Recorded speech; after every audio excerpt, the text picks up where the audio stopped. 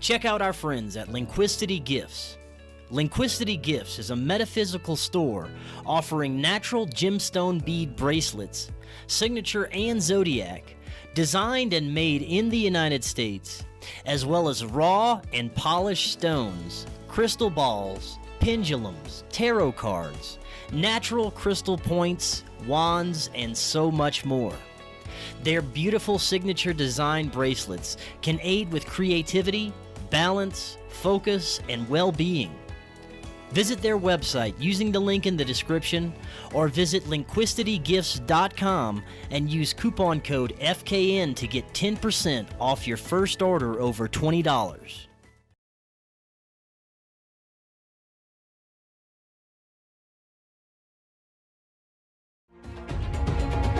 Welcome back to Forbidden Knowledge News. I'm your host, Chris Matthew. Tonight, my guest is AP Sylvia. Before I bring him on, I have to thank My Patriot Supply. They are the experts in emergency preparedness. With the unsure future we're facing and the Rona madness still ramping up again, an emergency food supply might not be a bad idea. Right now, you get $70 off a 2-week supply and $100 off a 4-week supply of their food that stays good in storage for up to 25 years. It tastes great. Just click the link in the description or visit preparewithfkn.com to get your supply today. And please subscribe to our backup channel on lbry.com. Just in case one day you can't find us on YouTube, they decide to get rid of us. You never know. And I want to huge thanks to everyone that has made donations this month. You're all amazing. If anyone would like to make a donation, those links are in the description as well. Tonight, I want to welcome AP Sylvia. He has been a long time interested in supernatural beliefs and their origins. He has explored the essential texts of vampire folklore and has visited various vampire-related locations. He runs the blog locationsoflore.com, and his first book, Vampires of Lore, Traits and Modern Misconceptions, came out this past October. AP, welcome. How are you doing tonight? I'm well, thanks. How are you? I'm very good. Thank you so much for joining us. Thank you for having me. Oh, you're welcome. This is going to be very interesting. I've been a fan of vampire movies and books, but apparently our modern portrayal of vampires from the original folklore is not accurate, not historically accurate at all. And I enjoy learning new things about folklore and our historical depictions, even accounts of paranormal entities. And pop culture has shaped the depiction of the vampire, just as it has with many actual historical accounts that has changed it over the years. And we're going to talk a little bit about that, some historical places, possibly paranormal phenomena, and other oddities that you write about in your blog. But first, I'd like to get started with what got you interested really in historical folklore, places, and vampires. Sure. So I've always been interested in sort of supernatural beliefs and the paranormal ever since I was a kid. I always, read books about them and things like that, movies and TV shows. And if ever there was a documentary on or something, I would certainly catch those. So I've always had sort of a general interest that's been with me since I was young. But a few years ago now, I was in New York City in Times Square, and I was at the Ripley's Believe It or Not Museum that they have there. And there's a number of them around the country, and they're full of sort of interesting objects and oddities and all kinds of cool stuff. So as I was walking around there with my girlfriend, who's now my wife, we came across this one display that was of according to the label, a 19th century vampire killing kit. And so it was this antique-looking box with vials and a stake and a cross and a silver bullet mold and other things. And it really just had such a great aesthetic to it. It looked so cool. And so after that trip, I was sort of thinking about that kit, and I was like, I'd like to learn a bit more about that. So I took to the internet and started reading up on these kits, and there's a number of them around at other Ripley's and at other museums and things. And I found that there was actually some controversy surrounding them. Some people maintain that they're authentic authentic period pieces. Other folks claim that they're actually like 20th century constructions using period pieces. So someone like took a vintage box and took some a vintage stake and kind of put them together and made this kit. And one of the arguments for that was that, oh well, these kits represent sort of our movie notions about vampires, like the Hammer horror movies and stuff like that, and don't really reflect the folklore. And so that kind of assertion really got me on this track of like, well, what did people really believe about vampires in the past? What were the actual beliefs? Because I knew there were some differences just based upon some documentaries I had seen and stuff like that. So I sort of started looking for like, well, give me a breakdown. I want someone to sort of go through the vampire trait by trait and tell me like, well, where did all these things come from? Were these real beliefs? Were these just from movies? And I couldn't really find a comprehensive list like that. And so I started digging a bit more and reading some different things, and I sort of ended up writing the book that I wanted to read. Oh, very cool. And what about these different locations that you write about in your blog? What got you interested in these folkloric locations?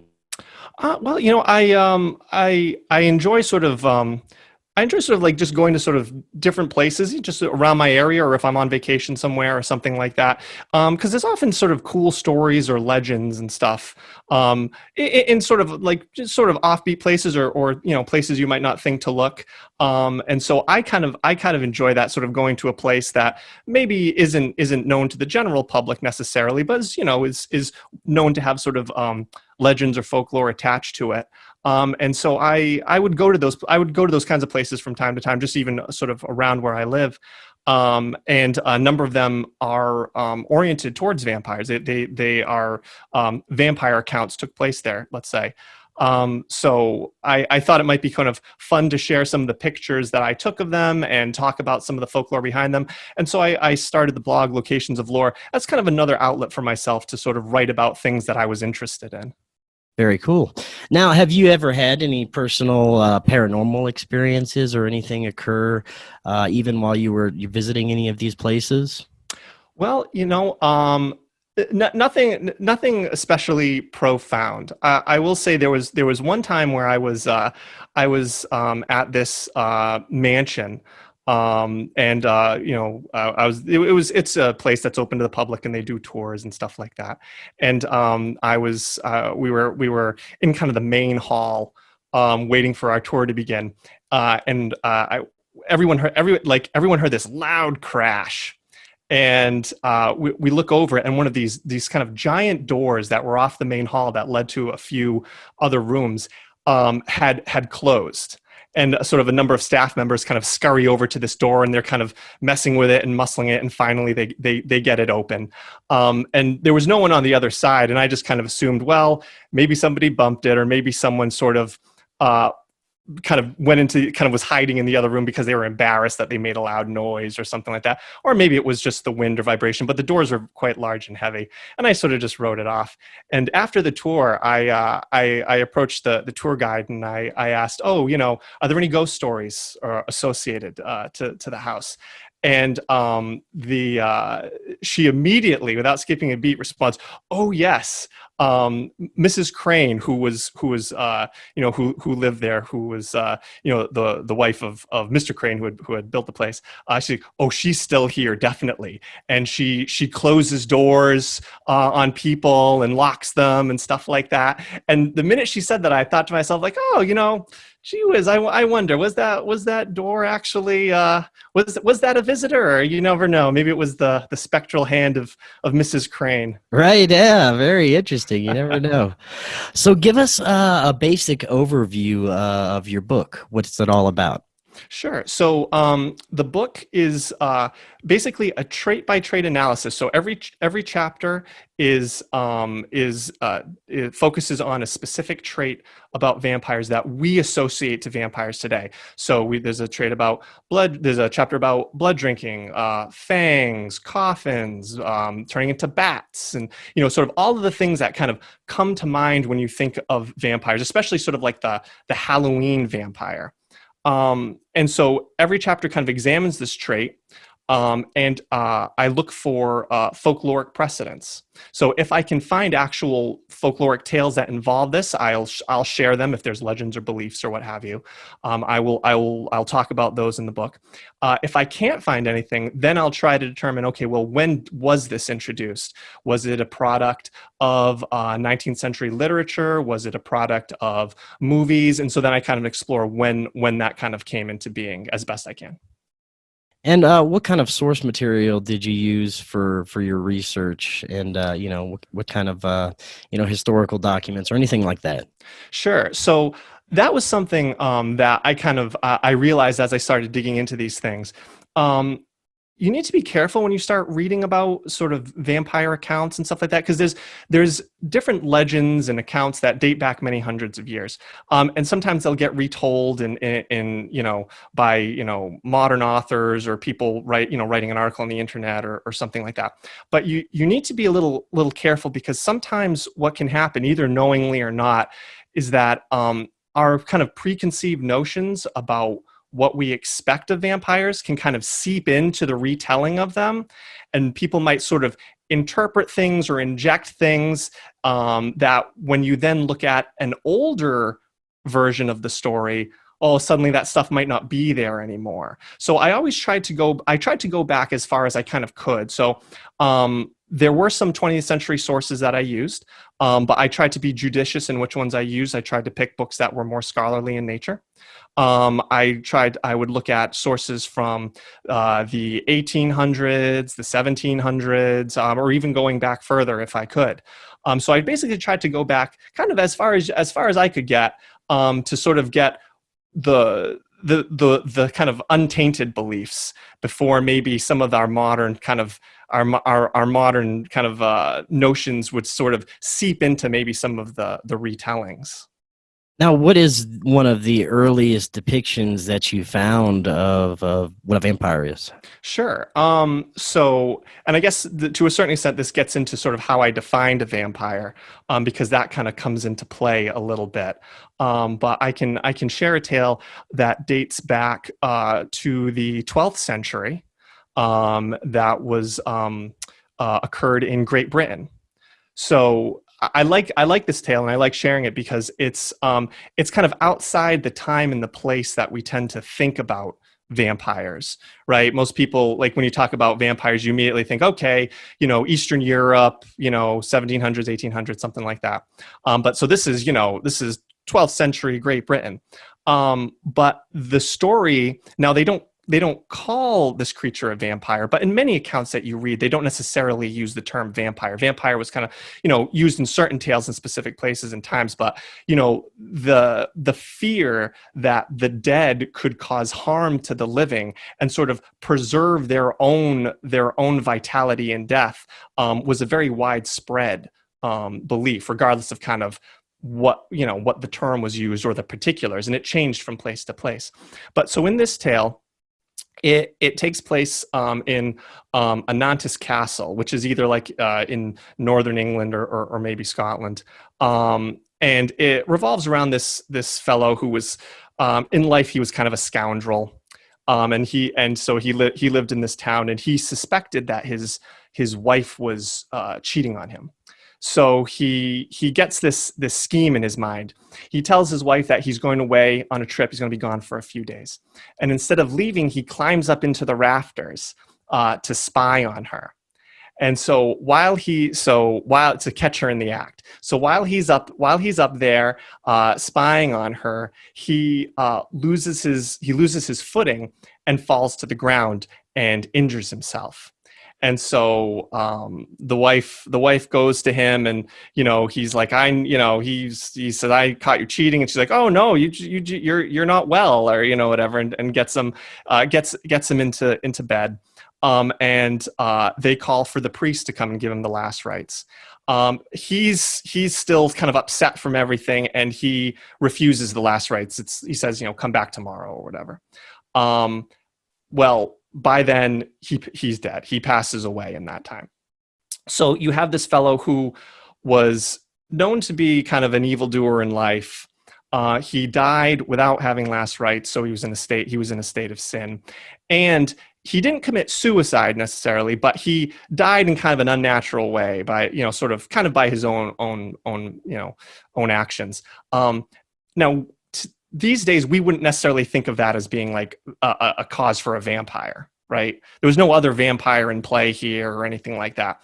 But in folklore, that was a great recipe for a vampire. People who were evil in life, if they committed suicide, if they were, died in sin or whatever, there was, belief that they would come back, as a vampire, as, undead, essentially.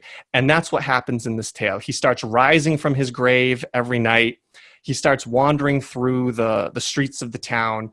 Kind of this pack of dogs kind of follows him around. And so everyone starts staying inside for fear of being attacked by him.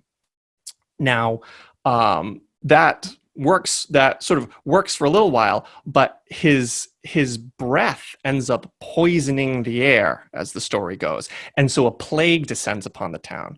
So people start dying and other people start fleeing the town.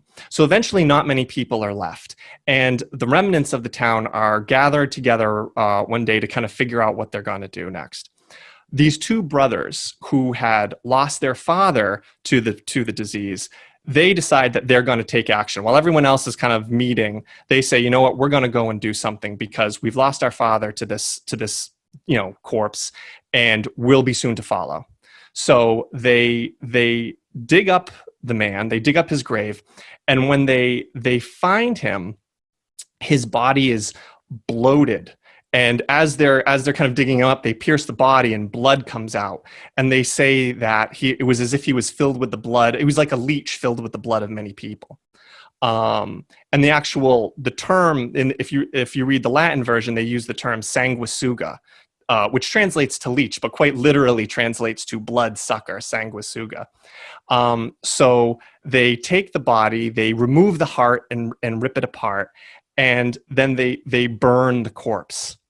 And by burning the corpse, they destroy this undead menace. And the flames have this sort of almost purifying effect on the air and dispel the plague. And so the town is saved by these two brothers, as the story goes. And so that's a tale, again, from Great Britain, 12th century, but it's got all these key elements of what I deem to be kind of a vampire tale. Yeah, that's what I want to get into is these elements of vampire, because when you look at modern vampire tales from books and movies, from Dracula to even more modern movies like, Lost Boys and things like that, you have the most common, you have the fangs, you have that they can only come out at night, daylight will kill them, garlic, stake through their heart, all these common things about modern vampires. But when it comes to folklore, what would you say are some of the more common traits of a folkloric vampire? Yeah, well, it's when I first started tackling the book, I realized early on that I had to figure out what, as far as I was concerned, a vampire was. Because when you start digging into these tales, there's a rich history of supernatural beliefs and mythology around the world. So when you start reading about vampires, there's lots of other creatures that often get discussed, right? Like, oh, there was this monster that lived in the woods and it drank the blood of anyone that wandered in or something like that. And so sometimes like, oh, that's like a vampire. But for me, I wanted to kind of hone in on some key elements that I felt really represented maybe sort of the psychological roots of where vampires were coming from. So I wound up coming with three criteria that I used to say, okay, for the purposes of my book, this constitutes a vampire. So the first criteria is that the vampire is the corpse of a once living person. So it's not some kind of demon or monster or creature that was never human to begin with, right? Because there are stories like that of these entities that would drink the blood of people or something like that, demons and whatnot, but they were never living people. They were never neighbors or something like that had passed away. So that was my first thing, that the vampire was once a person who has now died. So that kind of gets into this fear of the dead. The second thing is that the corpse is harming the living in some way. So I actually broaden it out a little bit beyond just the blood sucking, because there's lots of accounts that, you know, it's this undead person, they are causing fear and illness and whatnot. The specifics of blood sucking may or may not be present in the story, but I feel like if you solely focus on, if they don't say blood sucking, don't talk about, you know, that doesn't count. I feel like you lose way too much if you do that. So to me, it's like the dead are causing harm in some fashion. Again, it's this fear of the dead. And then lastly, to destroy the vampire, action has to be taken against the corpse itself. So there's a physicality to vampires. They're not like sort of these ethereal, untethered like spirits or ghosts or something like that. There's a physical root to the problem that sort of the populace is facing, and it's buried in the local cemetery. So there's kind of a focal point for people to look towards and say, this is the root of our problem. So those were the three criteria. And so with that, I kind of was able to focus on what I felt were kind of the relevant stories for my analysis. And, you know, from there, you know, I found a lot of interesting tales. I found, you know, that some of the things that we're used to with vampires are present. Even if they are, oftentimes there's some nuance that we might have lost over time. And then other things, they're not there at all, that they just kind of, they got introduced somewhere along the line, and now they're kind of with us as if they've always been there. Right. Let's talk about some of those nuances and differences that we see now. What are some of the traits that we don't even hear about anymore that have been lost completely? Oh, sure. One that doesn't get referenced very often, though every now and then it does. Is probably most people, one of their first kind of exposures to a vampire character is on Sesame Street, right? The Count Von Count, right? Who loves counting things. Yeah. And you know, it's a fun character, and I think, you know, usually when people see the character and kind of what he does with all the counting, they just sort of assume, well, it's a play on words. It's a play on him being, you know, his title of Count, and he's counting things. But funny enough, a belief that vampires would obsessively count things is actually found in folklore. Although it doesn't get used very often in movies and stuff like that. Every now and then it does come up in a movie. Usually, if it does come up, they specifically mention this is true to folklore because no one's really heard of it. But there were accounts where people would take grains or seeds or what have you, and they would put it in with the grave because they believed that when the vampire would arise, it would obsessively count all of the seeds or all of the grains and stuff like that. And thus it would do that all night, and then it wouldn't go out and attack people. So that's sort of a belief that, funny enough, everyone's sort of exposed to probably when they're kids, but you probably don't think much of it, but is actually sort of an interesting aspect to folklore. One of the reasons why I assume it kind of didn't last was because it's sort of an awkward, it's kind of an awkward kind of thing for the vampire to do. It does show up in an episode of The X-Files, and it's used kind of comically. Because they throw something, the vampire has to go over and count it all. But people in folklore did believe that vampires had these kind of compulsions. Hello friends, Chris Matthew with Forbidden Knowledge News, here with a special announcement. We are starting production on the Forbidden documentary. That's right, we're breaking out the camera, lights, microphone, and hitting the road.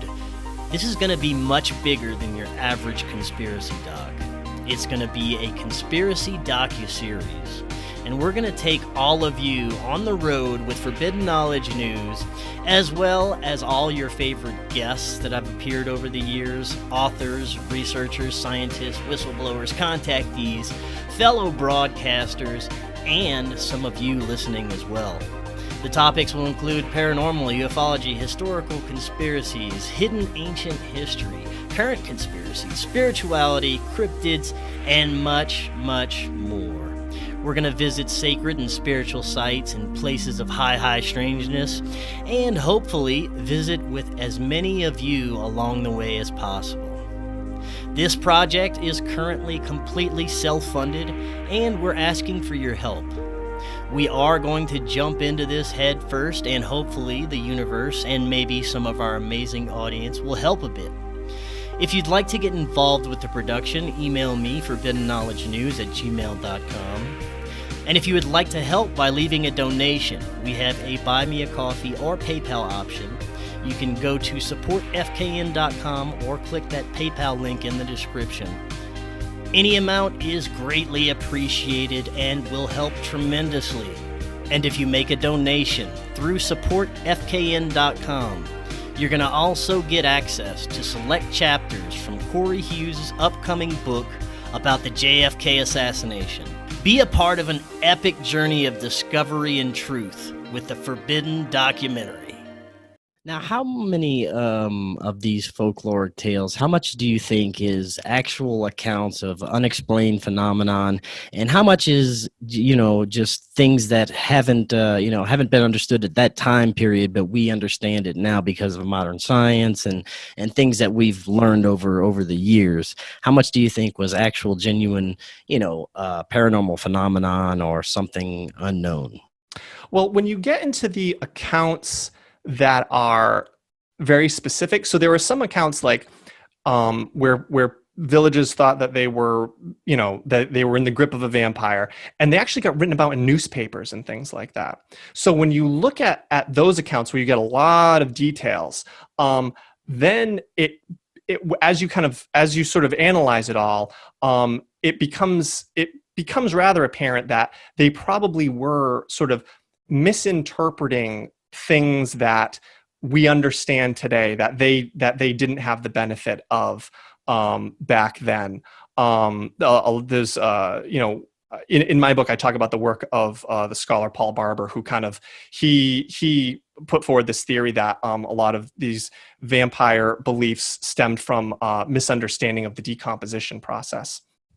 And it's fascinating stuff. And when people would do these exhumations, they would see things that just didn't make sense to them. Of course, when you get into other legends about people fearing, believing that they were being visited in the night by the image of someone they knew, obviously that kind of thing features in a lot of spiritual beliefs and things like that. So how much of that might be interpreted that way, it's hard to say, because obviously some of these things are more like they're a bit more in the mists of time kind of thing. They're kind of foggier and they're more like legends and stuff like that. But the ones where we really get a lot of good detail, the ones that say made it into newspapers or were written about in that way, you can see that in those cases it does seem that there was something was going on that was making people scared. They were interpreting things a certain way. Some people were saying they were being visited in the night by these people. You can interpret that kind of however you want. The exhumations, a lot of that seems to be able to, and what they saw seems to be able to be explained by by the sort of science of decomposition. Now, when did this eventually, become a more widespread belief and spread beyond Europe? And what other types of accounts were there besides the ones found in Europe? So I think I think these beliefs surrounding sort of the fear of the dead and what the dead could do, I think they're found in various countries, and I think beliefs kind of grow and change and kind of influence each other. I do think ultimately though this fear of the dead is something that's probably kind of more of like kind of psychologically embedded, I think, in humanity. So I think it's likely that it's sort of evolved and kind of came up sort of independently in a lot of different places. But I mean, in my book, I talk about there were beliefs. So you can kind of, you have sort of the Eastern European countries, but then, as you kind of, you spread out, you've got beliefs, say, Germany, Greece. Greece has a strong tradition of vampires there. They're known as the Vrikalakas. Russia, the Nordic countries. I mentioned Great Britain earlier. There were beliefs in vampire-like beings in China. I talk about one in my book, the Qiangxi, which was like an undead person who was terrorizing a village. The beliefs actually even spread over into the New World. There are accounts from New England of these vampire incidents, and those are actually some of the places that I've visited, the graves of these suspected vampires. I've visited some of those, and I talk about those in my blog. So you find them in a variety of places, a variety of forms. It's not all necessarily the same. There's a lot of kind of variation and nuance to them. But I think, getting back to my sort of three criteria, the core of it all seems to kind of be there. This fear that the dead pose or potentially pose some kind of threat to the living, and that they can sort of, preserve their life and take life away from the living. They'll make you like them, so to speak. And then, something has to be done to protect yourself. Now, let's talk about some of the individual traits that have come along, starting with the blood drinking. When did that become more of a prevalent trait in, folkloric vampires? Sure. Blood, sort of the connections between blood and kind of life force or vitality are really ancient, right? If you look at the classical epic there, the Odyssey, right? In that story, Odysseus at one point he goes to the gates of Hades, and he has his men dig a trench and they fill it with the blood of sheep. And suddenly all these wraiths from the underworld start coming up and approaching the trench. And he keeps them away except the ones that he wants to talk to.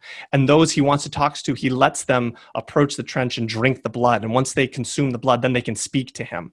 Now, these aren't vampires, they're ghosts really, but you have this kind of connection of blood sort of imbuing life, imbuing vitality, right? So this is an ancient kind of thing. This is kind of a ancient sort of association or symbolism. A story that sort of maybe brought it to the attention of many people was in the 1720s. There was a case of Peter Plagojewicz, who died. He was a villager in this town in Serbia, and he passes away, and the villagers start thinking that he's terrorizing them in the night, and other people start dying. And some of them say, "Oh, he came to me in the night and he laid on top of me and strangled me." And so the people go to this government official, and they're like, "Look, we need to dig this guy up because this is we're in trouble if we don't." And the government official's kind of like, "Let me ask my boss. Let me ask my superiors." And the people are like, "No, we're going to do this. Otherwise, we're all just going to leave the village." So he goes, "Okay." So they go. They dig up the body of this man, and they see these things. The condition of the corpse surprises them. It seems to them unexpected and unnatural. He seems to be very well preserved. He seems like he's got like new skin and nails. And one of the things they notice is that there's blood around his mouth. And so they see that and they go, "Oh, that's the blood that he drank from his victims," right? They didn't really mention blood drinking prior to this, right? They mentioned he was strangling people and stuff, but they see that, and then they make this connection. Now, the blood or something fluid that looks like blood can appear around the mouth as sort of a natural part of decomposition. But these people didn't know that. I think probably a lot of people today don't necessarily know that. So they took that and they were like, there's the blood drinking. So you have this interesting kind of marriage of sort of these associations of blood and life force that go back into, go back in history. And then you have this decomposition process that kind of ties it together. And this account got published in a newspaper, and it's kind of one of these well-known accounts. That's interesting. What about fangs? When did fangs become a thing with vampires? So that one, I always feel like I'm raining on people's parade when I talk about fangs. It's funny because they're so iconic to vampires today. Like, I always say, if you're watching a show and, like, somebody, stares menacingly at the camera and they smile and you see the two extended canines, you immediately go, oh, they're a vampire. Fangs actually do not feature in folklore. They don't come up. They're not mentioned. There are a couple of accounts that mention that the vampire had elongated teeth. Now, people will sometimes read that and go, oh, they mean fangs. It's like, well, they didn't say fangs. They could have said fangs. They could have said, the canines. Or they didn't. They said elongated teeth, so that would imply kind of all of their teeth, and that can be interpreted as maybe like the gums receding due to decomposition, let's say.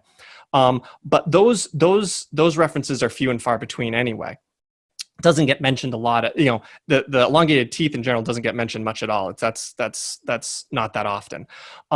When fangs actually got introduced was in 19th century literature. So there was this, in the 1840s, there was this Penny Dreadful, which is like it's a serialized, fictional work. So as little chapters come out over the course of time, and it was very long running, and it was called Varney the Vampire. And the main character was Sir Francis Varney, who was a vampire. And in this Penny Dreadful, it mentions the vampire. It mentions the vampire's tusk-like teeth, and mentions the two incision marks on the neck. And so that's another thing that's missing from folklore. The two marks on the neck that, is always the indication that it was a vampire. That never comes up in folklore. But so it was this kind of 1840s Penny Dreadful that then it got assembled into a very long book. That's actually the first time that it's really introduced. And sort of, it then sort of stayed with literature. Probably most famously, it's incorporated into Stoker's novel Dracula, and from there, all of our movies and whatnot. Man, can't believe it! Vampires didn't have fangs. Wow. Yeah, it's kind of a letdown. Yeah. It's kind of a letdown. Well, what about coffins? How much is that is accurate in folklore? So there's that's always something that's a little bit interesting, because in the vampire movies, usually there's oftentimes like a shot of like the vampire like slowly moving the lid of the coffin over, maybe like with the kind of the hand like kind of artistically reaches around the coffin, slides it over, and it's in maybe their crypt or a dungeon or something like that, right? So did vampires reside in graves and coffins in folklore? Yes, they did. However, oftentimes they were buried, right? Like they were buried under like feet of earth. So to me, the interesting thing was more like, well, how the heck are they getting out every night? If they're covered under, multiple feet of dirt, right? They're going to like dig their way out or something. The movies, that's never a problem because they're not really buried underground. They're usually in a crypt or mausoleum or something like that. It's a bit more efficient. So in folklore, I guess I should first say, oftentimes it's not necessarily discussed in a lot of these accounts. It's basically sort of taken as somehow the vampire's doing this. And I think probably people were gripped by fear and hysteria, so they didn't necessarily care how the vampire was getting out. It must be based upon what they were seeing. There were some folkloric beliefs where the vampire never actually needed to leave the ground. In Germany, there was a belief of a vampire called a Naxor, and it would chew in its grave. And the act of chewing, it would consume its shroud and whatnot. That was believed to cause illness and death in family members. So like those vampires didn't need to, those beliefs, they didn't need to leave. There was a book written by he was an abbot, Dom Augustin Calmet, in the 1700s, and he wrote a book talking about supernatural beliefs and kind of analyzing them, and goes into detail about vampires. He was trying to figure out, is this vampire phenomenon we're hearing about, is this legitimate, is this real, or is this not? Because he felt like the church needed to, if it's legitimate, then it's the devil and the church needs to address it. Or if it's not real, then the church should educate people that they shouldn't be worried about this thing. So he was kind of, he speculated like, well, how is it that the vampire is leaving its grave at night? And he wondered if like, well, maybe the vampire through the work of the devil has the ability to change its form such that it takes on like the quality of water, so it could pass through the dirt without disturbing it. So that was kind of one of his ideas. He also wondered if maybe, maybe the vampires aren't real at all. It's the work, maybe angels or demons can make these manifestations happen. It's like an illusion. There's one really interesting tale where this vampire was tormenting people, and these monks stay up one night to like slay it. And all the monks, they're outside, they're cold. They all go to like inside to warm up, except for one monk. And when the one monk is there, then the vampire knows that that's his best chance. So he leaves his grave, and the monk chases him. And so the vampire runs back to his grave, and the account actually mentions that the ground opened up for him, and the vampire went back into the ground. The monk actually was able to like hit him with an axe, I think, as he was escaping. And then the next morning, all the monks dig up the vampire, and there's the wound from the axe. So that's kind of a fun one. And there's actually other beliefs too, where they believe that a small hole in the ground near a grave would actually be an indication that it was a vampire, because the small hole was how the vampire escaped. So in those beliefs, the vampire probably had some kind of transformative ability. So it wasn't necessarily always like a whole person. It maybe turned itself into, mist or whatnot, and was able to escape through the hole and then form itself again. So there was a number of different kind of takes on how it got out of its grave, out of its coffin, which I think are interesting, because it's something that in fiction is never really a problem or not really addressed that much. But in folklore, people kind of had to tackle this sort of thing. Right. Yeah, it is very interesting. Now, in the movies and books, when it comes to killing the vampire, we have the garlic, stake through the heart, sunlight. I don't know if I'm missing anything, chopping off a head. So many ways. Yeah. So let's talk about some of those. Where does that originate? Let's start with the garlic and then get to the sunlight and the stake through the heart. Sure. So garlic is actually very present in folklore. That's well established. People would take garlic, and they might actually like rub garlic around like entrances to their homes, doors, and keyholes and whatnot. There absolutely was a belief that garlic would keep vampires away. The rationale for that is kind of interesting. Garlic has kind of, ever since ancient times, there was a lot of associations to garlic. It was thought to be sort of do different things, curative, or keep vicious animals away and stuff like that. So it's possible that kind of just on kind of the laundry list of things garlic could do, vampires sort of made its way onto that list. But one interpretation I thought was interesting was that garlic has a very pungent aroma, so it can be used to mask the smells of other things. Right now, vampires were thought to smell very badly because they're a corpse. So the smell of the garlic would overpower the smell of the vampire. And then I guess through sort of magical means, the garlic by keeping the smell away, you actually kept the vampire itself away, which is kind of an interesting interpretation. But yeah, the garlic was certainly present in these folklore and these kinds of beliefs. What about the daylight killing vampires? Oh yeah. So daylight is actually that is not present in folklore, which probably surprises people, because that's pretty well established in movies and stuff like that. That the vampire, if they go out in the daylight, they get they turn to dust or whatever. They get burned and they turn to dust. That's and even if it is even if there's a show where that doesn't happen to them, you usually have to like explain that doesn't happen to them, because it's sort of the expectation that that an audience would have. In folklore, there are some accounts that, first of all, vampires were normally nocturnal in these stories and accounts and all that. They were attacking people at night. Now, in some of these beliefs, it is said that sometimes the vampire was seen during the day. They saw it walking around or something like that. So in those beliefs, the vampire wasn't limited to the nighttime, that the vampire could be out and about during the day if it wanted to be. There are a number of other tales where they kind of follow a pattern where someone is being chased by a vampire at night, and the vampire is just about to get them, and then the rooster crows. And at this point in the tale, the vampire falls lifeless to the ground.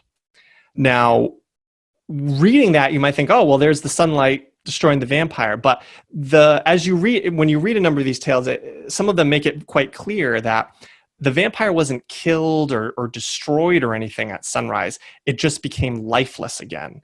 And the assumption being that the next evening it was going to come back to life again. There's one tale where this vampire actually meets up with this soldier, encounters this vampire, and the vampire actually kind of explains to him that, like, well, to actually kill me, because the vampire's in his hubris, because he was planning on killing the soldier, he tells the soldier, oh, to actually kill me, you need to do X, Y, and Z. And so then the vampire attacks the soldier is able to fend him off long enough that the daylight comes, the vampire's lifeless, and then they can actually do what the vampire said.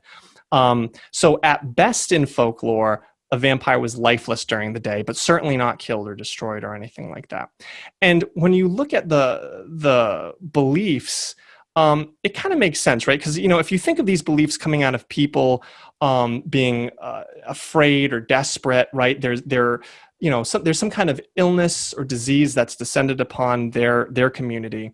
They're looking for answers. They're looking for a reason and something to take action against. So they dig up this corpse because they feel like this corpse is the cause of this problem. And think about it. They open up the coffin. They see this body that to them is exhibiting the signs of a vampire. Leaving it out in the sun for 10 minutes probably wasn't going to provide the catharsis that they were looking for. As a community, they needed to feel like they did something, and so just having the sunlight on it for a little while probably wouldn't cut it. So when sunlight actually comes into play here, is there was a movie in the 1920s, a black and white silent film called Nosferatu. It's a German film. Most people have probably seen some of the imagery from it at very least. The main vampire in it, he's bald with pointy ears, and he's got these like pointy, very classic image. Yes, very very classic, very sort of classic. And the imagery gets used a lot in that movie. It's fun. The story around the movie is kind of interesting. The production company Prana Film wanted to do a Dracula movie, but they didn't have the rights to Dracula. So to avoid getting sued, they change a bunch of details. So they change character names and some of the plot points and stuff like that. The main vampire in it is named Count Orlok. And so in this movie, they have this book that explains this vampire killing ritual where this someone has to willingly give themselves over to the vampire for the night. So the vampire will feed on them all night until dawn. At that point, when the sun rises, the vampire will be destroyed. And that's what happens in the movie. Orlok feeds on this woman all night long. As he's leaving, he goes in front of a window, and the sun peeks up over the horizon, and he does this kind of dramatic shift, and holds his arm, his hand up, in this sort of like sort of tragic way, and then the next frame is smoke rising from the ground. So that's actually the first time that sunlight kills a vampire. It's interesting, though, because depending on how you want to interpret the movie, it might not have been the sunlight itself that killed the vampire. It might have actually been the whole ritual, which included a willing sacrifice. So potentially our notion of sunlight killing the vampire might have actually been from a slight misinterpretation of the film. But I mentioned that the film, they changed a bunch of details to avoid getting sued. But that didn't work. Bram Stoker's widow sues the company Prana Film, and the judge rules that that they are in violation and that all copies of the film are to be destroyed. But thankfully, some copies survived that purge, and so we still have the movie today. Wow, that's very interesting. Yeah. Now, before we move away from vampire folklore and get into some other things on your blog, first I want to go over the final, I guess, killing of a vampire, the stake through the heart. Give us a little history on that, and then I have one more thing that I want to talk about vampires with you with. Sure. So a stake through the heart is certainly present in folklore. It's used in a variety of tales. It comes up that they stake the vampire as to either kill it or as part of kind of a succession of things they're doing to try to kill it. But there's a lot more nuance in these tales than kind of we're used to with stakes.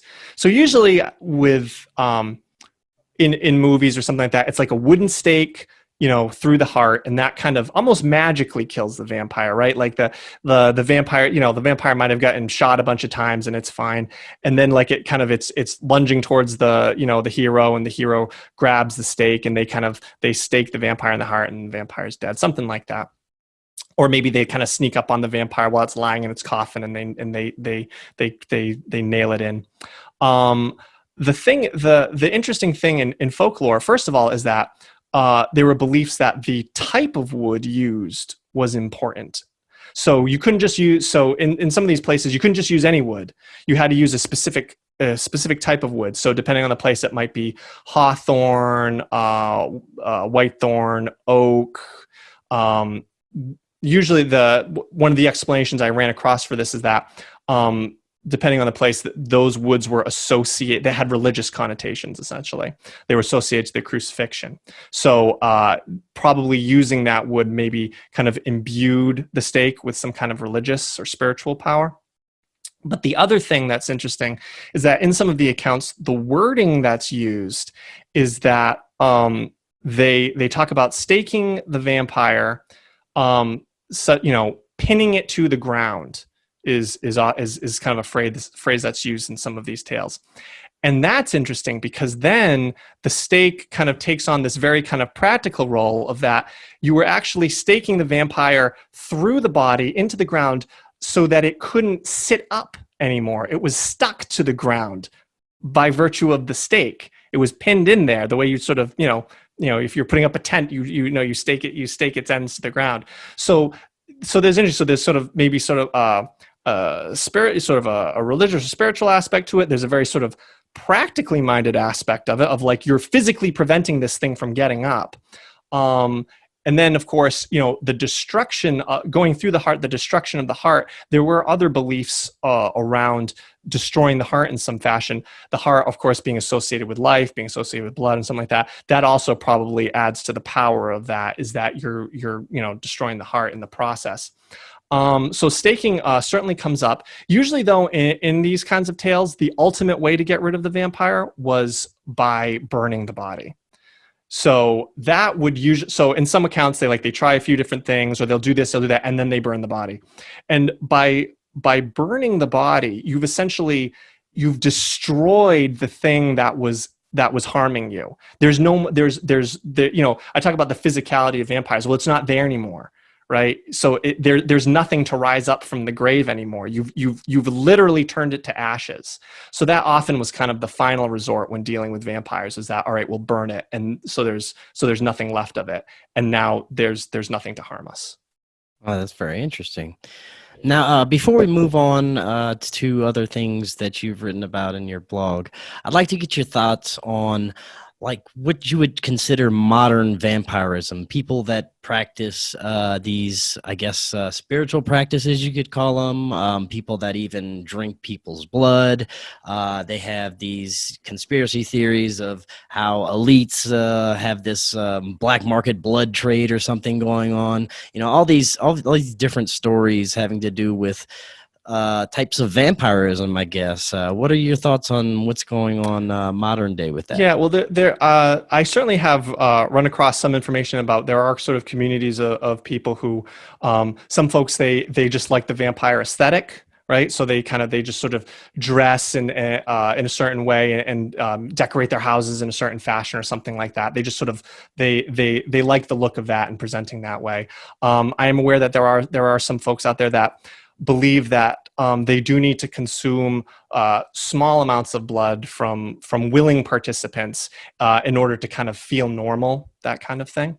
And then I know there are other groups of people who believe that they're like psychic vampires, so they need to kind of absorb psychic energy from other people. So I have run across I've run across some information about that.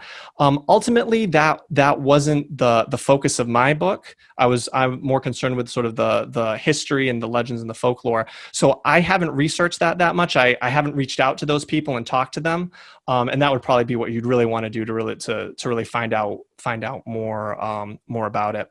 I will also say that, there are in some remote places, I read there was one account I read about because it made the international news from the 2000s in a remote village in Romania where people did still believe in the folkloric vampire, and someone in the community passed away, and people believed that that they were being they were ill because of him. They were sort of being attacked by him, and then they took action against the corpse. And this was in the 2000s. So the actual folkloric belief does still kind of exist out there, and maybe some small pockets. It is still kind of culturally relevant to certain groups. Very good. Now, I want to talk a little bit about your blog, Locations of Lore. I was going over some of the articles you wrote, and you wrote one about sorcery at the Tower of London.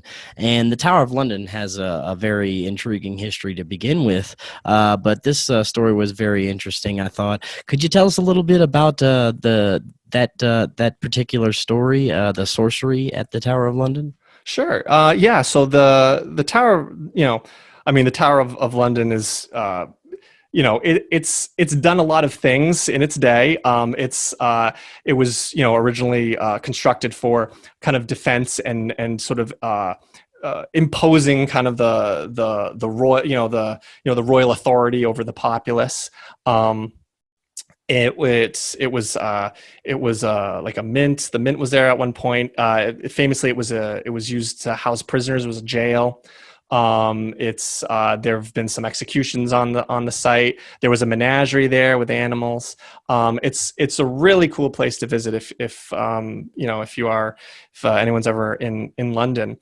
So I wanted to write about it, but it was kind of a daunting task because I was like, there's like so much history to the Tower of London, and it's like I've heard I've heard many times about the ravens that are there. They keep ravens on site at the tower, and there was this belief that there was a king who wanted to get rid of who was asked to get rid of the ravens because they were I think they were getting in the way of the Royal Observatory there. But then the king was informed that there was this prophecy that if the ravens ever left the tower would fall, and so would the kingdom. So now that's like it was decreed that there would always be ravens there. So if you go to the tower, you will see like ravens around. And they have cages for them and stuff, but the ravens, they actually just let them like wander around, which was kind of funny. Like I was like standing on some stairs and like there was a raven just right on the railing, like right near me. I was like, whoa, like, hey, they're big too. They're pretty cool. That's pretty interesting. Yeah. So, and there's different ghost stories there. People who have seen the, ghosts of people who were executed and whatnot. But so I was kind of like, oh geez, like how do I tackle the Tower of London? So when I walked into one of the rooms there in the Salt Tower, potentially they kept salt there at one point because it was valuable. There was this, there were carvings in the wall from prisoners. A lot of the carvings, they were done by like Jesuit priests. When they were being persecuted, but there was this one carving that was very ornate, this very intricate carving of like it was like an astrological chart with symbols and a sphere and all this stuff, and I was like, what is this thing? This thing's awesome. I was like, this is so cool. And so when I was looking at it. I took some pictures of it, and it was basically this. What happened was there was this fellow back in the 16th century named Hugh Draper, and he was arrested for sorcery. So he was accused of sorcery, that he was kind of bewitching someone who was well-to-do. He was an innkeeper, Hugh Draper, and he gets thrown in the tower. Apparently when he was arrested, he told them that he used to be interested in magic. He used to practice it, but had burned his books, and so was no longer practicing magic and had never taken any magical action against the people. So essentially denying the accusations. But he was imprisoned there, and while he was there, he carved this very intricate kind of astrological chart into the wall, and it's still there today. We're not sure what happened to him. One of the accounts of the person who ran the jail said that he was ill at the time. So some hypothesize that the position of the chart might have been that he was having trouble standing, so he was sitting on the ground to do it. But it might have just been more comfortable because he had a lot of time on his hands, because it's imagine carving this thing day in, day out. But it was, so that was just an interesting story that I had never really been exposed to when I've sort of watched things about the tower or read articles. So I tried to focus in on something that maybe people hadn't heard of that much. And I share the picture I took of it, along with various other pictures of the tower. And I also talk about some of the other ghost stories there, and I talk about the ravens and stuff like that too. But I kind of wanted to take a different angle on the tower, just because, books had been written on this thing. So I was like, oh, what am I going to do on a blog post? Yeah, very cool. And I also saw your article about the crystal skull at the British Museum. That's another one of those things that, is it a real authentic item, artifact, or is it just a recreation of something?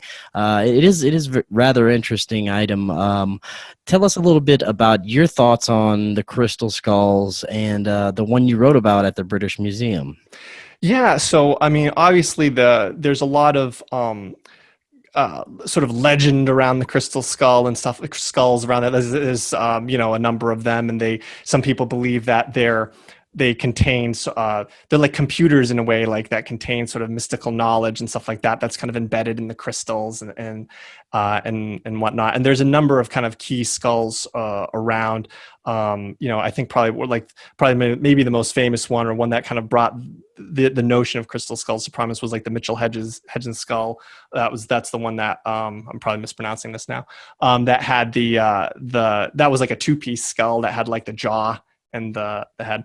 But the British Museum skull, you probably know more about the skulls than I do. I just ran across one at the British Museum and have a general understanding. I am in no way an expert on crystal skulls, so apologies to all the crystal skull experts who are like rolling their eyes at me right now. Oh no, I'm no expert either. I'm the vampire guy. I don't know. Yeah, I do find it fascinating, though. It is. Yeah, and so this one at the British Museum, it was believed to be kind of ancient in origin, but then subsequently, I think they did some studies on it, and those studies determined that it was I think made during like the 1800s or something like that, because they thought they had used modern tooling with it. I just think they're just sort of what these. I love the look of them. I love the aesthetic of them. I like the mystique around the crystal skulls. So when I was at the British Museum, I was like, oh, I gotta find, because I knew they had a skull there. So I'm like, I gotta check this thing out and take a picture of it and share a little bit about it on the blog. And it was really cool. It was cool to see. I'm glad they have it on exhibit. They have it because there's just interest in it. Whatever you believe about it, if you believe that there's mystical origins to some of the skulls, or whether you just think they're really cool pieces of art, it was nice to see one. Right, definitely. And there was one more thing that I want to talk about from your blog, the Spirits Machine in Massachusetts. Yeah, tell us about. I've never heard of that before. Tell us a little bit about that. Yeah, so that was interesting. So yeah, the Spirits Machine at High Rock. So High Rock, this was yeah that one I kind of I got a kick out of this story. So it basically revolves around this guy, John Murray Spear, who was he was a minister, but then he kind of transitioned to like to spiritualism and the spiritualist movement in the 1800s.